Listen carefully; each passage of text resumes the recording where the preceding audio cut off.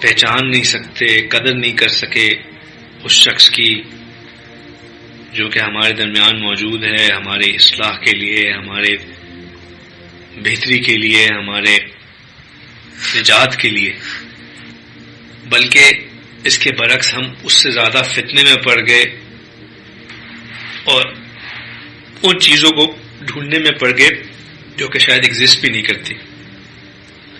اور یہ ساری کشمکش چل رہی تھی چونکہ یہ عاجز حضرت کی خدمت میں ہوتا ہے، تو جتنے بھی لوگ خضر سے ملنے آ رہے ہوتے ہیں، اگر ان کی کوئی پرائیویٹ بات نہیں ہوتی تو اکثر میں ساتھ ہی ہوتا ہوں، تو ان سے میری بھی ملاقات ہو جاتی ہے.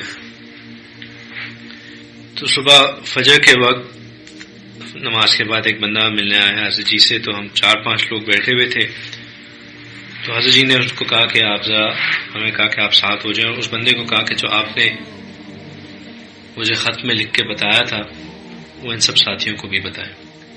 تو جو میں آپ کو بات بتانے لگا ہوں وہ میں نے فرسٹ ہینڈ جس بندے کی یہ بات ہے اس سے خود سنی ہے، تو اس میں اور کوئی بیچ میں لنک نہیں ہے، میں اپنی خود سنی دیکھی بات آپ لوگوں کو بتانا. اس بندے نے کہا کہ جی میں مولانا مکی رحمۃ اللہ علیہ جن کی پچھلے دنوں وفات ہوئی تھی ان کے ساتھ تعلق رکھتا تھا، اور ان کا مجاز بھی تھا، ان کی طرف سے اجازت بھی تھی، لیکن جب ان کا انتقال ہوا تو مجھے بہت اس چیز کا احساس ہونا شروع ہوا کہ میں نے دوبارہ کسی کے ساتھ جڑنا ہے، کیونکہ مجھے فکر تھی اپنی اصلاح کی. تو میں نے اللہ سے بہت دعا کرنا شروع کی کہ اللہ مجھے کوئی بتائیں کہ میں اب کس کے ساتھ اپنا تعلق جوڑوں، کس کے ساتھ اپنا تعلق جوڑوں. تو کہتے ہیں کہ مجھے ایک دن خواب میں نبی پاک صلی اللہ علیہ وسلم کی زیارت ہوئی، اور نبی پاک صلی اللہ علیہ وسلم نے فرمایا کہ میں نے ان سے پوچھا کہ جو ہمارے چاروں سلاسل ہیں ان میں سے سب سے زیادہ مجدد سلسلہ آج کے دور میں کون سا ہے؟ تو اس نبی پاک صلی اللہ علیہ وسلم نے ان کو بتایا کہ نقشبندی سلسلہ جو کہ مجدد الافسانی رحمۃ اللہ علیہ سے چلا آ رہا ہے وہ اس وقت کا سب سے زیادہ مجدد سلسلہ ہے. میں نے پوچھا کہ سب سے بڑے مجدد وقت کے کون تھے؟ انہوں نے کہا کہ مجدد الافسانی تھے. انہوں نے پھر پوچھا کہ اس وقت میں کون ہے؟ انہوں نے کہا کہ میرا بیٹا ذوالفقار. انہوں نے کہا کہ تم جاؤ ذوالفقار کے پاس اور اس کو کہنا کہ میں اس کو بہت بہت بہت کے اوپر بہت زیادہ ایمفسائز کرتے ہوئے سلام اور پیار بھیج رہا ہوں. انہوں نے کہا کہ اس کو یہ بھی کہنا کہ ہم جانتے ہیں کہ ان کے اوپر سخت مشکل وقت ہے، لیکن ان کو یہ تسلی دینا کہ جو یہ تمام چیزیں عارضی ہیں، کہ جو کچھ ہو رہا ہے یہ جلد ختم ہو جائے گا، اور ہم سب ان کے ساتھ ہیں. اور ان کو یہ بھی کہنا کہ جب وہ ہمارے پاس آئیں گے تو ہم سب ان کا اس سے کہیں زیادہ اکرام کریں گے، اتنا اکرام کریں گے کہ وہ سب تکلیفوں کو بھول جائیں گے. انہوں نے کہا کہ ان کو یہ کہنا کہ ان کی والدہ ام عائشہ رضی اللہ تعالیٰ عنہ بھی ان سے بہت خوش ہے. پھر کہتے ہیں کہ مجھے ایک اور دن خواب میں آیا کہ نبی پاک صلی اللہ علیہ وسلم سال کریں اور سال حضرت ابوبکر رضی اللہ عنہ کریں. حضرت ابوبکر صدیق رضی اللہ عنہ نے فرمایا کہ تم جو ہے وہ ذوالفقار کے پاس جاؤ، تمہیں وہاں سے وہ سب کچھ مل جائے گا جو تم ڈھونڈ رہے ہو. اور ان کو کہنا کہ اور ذوالفقار کو جو کچھ ملا ہے وہ مجھ سے ڈائریکٹ مجھ سے ملا ہے، یعنی کہ حضرت ابوبکر صدیق رضی اللہ عنہ سے ملا ہے.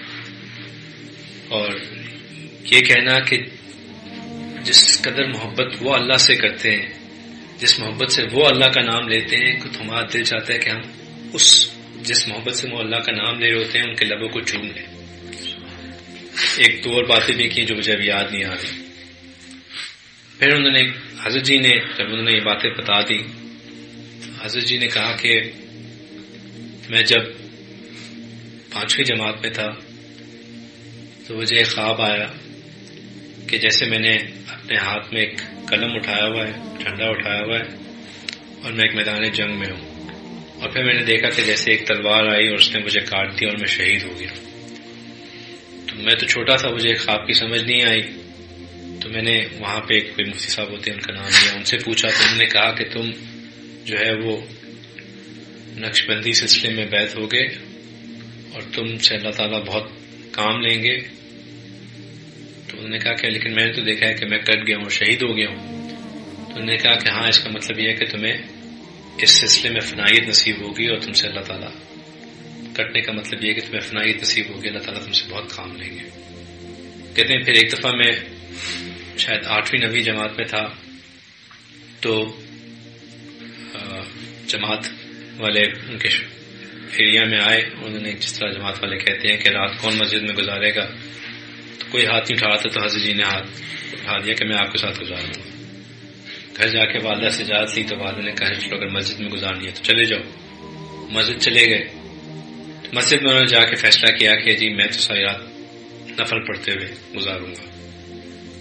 تو سب جب سو گئے تو وہ کھڑے ہو گئے نفل پڑھنے کے لیے. نفل پڑھ رہے تھے تو جماعت کے امیر نے کہا کہ بھئی فائدہ جو ہے وہ اطاعت میں ہوتا ہے, اگرچہ کہ تم سب نے, جب میں نے کہہ دیا کہ سب آرام کر لیں تو تم بھی اس حکم کی تعبیر کرو اور تم بھی آرام کرو, اس میں زیادہ فائدہ ہے.